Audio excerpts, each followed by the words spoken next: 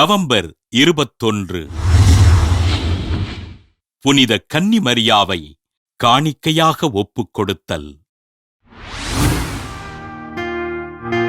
தாய் திருச்சபை புனித கன்னிமரியாவை ஆலயத்தில் காணிக்கையாக ஒப்புக் கொடுக்கப்பட்ட திருநாளினை பெருமகிழ்ச்சியோடு கொண்டாடுகின்றது. நெடுங்காலமாக குழந்தை பேரின்றி வாழ்ந்த சுவக்கின் அன்னா தம்பதியினர் தன் முதிர்ந்த வயதில் குழந்தை செல்வத்திற்காக இறைவனிடம் வேண்டுதல் செய்து பிறக்கும் குழந்தையினை இறைவனுக்கு காணிக்கையாக ஒப்புக் கொடுப்பதற்கு வாக்குறுதி அளிக்க மாசற்ற குழந்தையாக மரியா பிறந்தார். இறைவனுக்கு கொடுத்த வாக்குறுதியின்படி மரியாவினை அவரது பெற்றோர் 3 வயதில் எருசலேம் ஆலயத்தில் ஒப்புக் கொடுக்க மரியா ஆலயத்தில் திருவழிபாடுகளுக்கு உதவிகள் செய்து திருமறையினை கற்றுத் தேர்ந்தார்.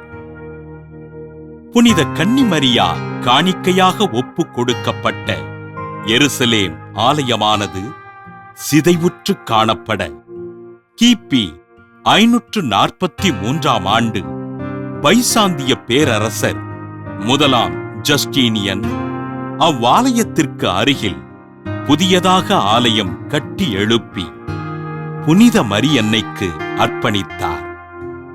அன்று முதல் இத்திருவிழா திருச்சபையினால் கொண்டாடப்பட்டு வருகின்றது. புனித கன்னிமரியாவை ஆலயத்தில் ஒப்புக் கொடுக்கப்பட்ட இந்த விழாவினை கிரேக்கர்கள் மரியா ஆலயத்தில் நுழையும் விழா என்று பக்தியோடு கொண்டாடி வருகின்றார்கள்.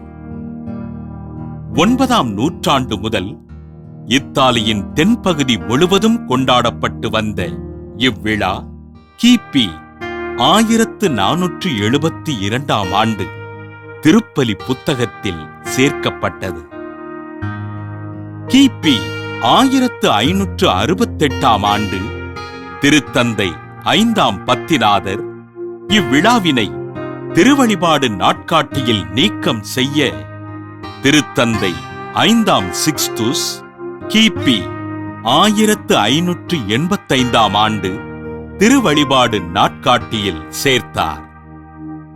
16வது நூற்றாண்டு முதல் அகில உலக திருச்சபை முழுவதும் கொண்டாடப்படுகின்ற இத்திருவிழா புனித மரியன்னை அமல உற்பவியாக பிறந்தார் என்பதினையும் தன் வாழ்நாள் முழுவதும் பாவ மாசற்று வாழ்ந்தார் எனவும் சான்று பகர்கின்றது. புனித மரியன்னை காணிக்கையாக ஒப்புக் கொடுக்கப்பட்ட திருவிழாவினை கொண்டாடுகின்ற நாம் நமது குழந்தைகளை ஆண்டவரின் திருப்பாதத்தில் ஒப்புக் கொடுத்து அவர்களின் ஞானத்திற்காக ஜெபிப்போம்.